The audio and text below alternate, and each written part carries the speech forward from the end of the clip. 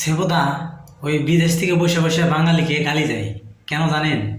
কারণ এই বাঙালির মধ্যে মানুষ নামে অনেক ভাইরাস আছে, যাদের কথা এবং কাজে কোনোটাই মিল নাই। এই মনে করেন বাঙালি বলে এক করে আরেক। এই একটা ঘটনা তুলে ধরি। আমাদের এক কলেজের এরকম এক ঘটনা ঘটছে। তার কাছ থেকে একজনে নিচে এলো অনেক টাকা ধার, ঠিক আছে।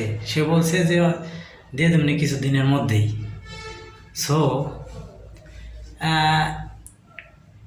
এক মাসের কথা বলে নিছে, হয়ে গেছে 1.5 বছর, ঠিক আছে।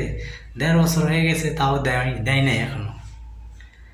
এরকম ঘটনা ঘটে, ঠিক আছে। মনে হয় যে সে তার কাছে টাকা চাইতেছে।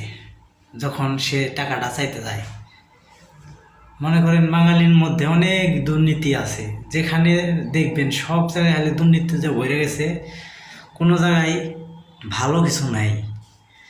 এই মনে করেন খাদ্যের মধ্যে ভেজাল, শিক্ষা খাতে দুর্নীতি, চিকিৎসা খাতে দুর্নীতি, যেখানে দেখবেন ওইখানেই দুর্নীতি দিয়ে, যেখানে বাঙালি আছে ওই জায়গাতেই দুর্নীতি ভরপুর।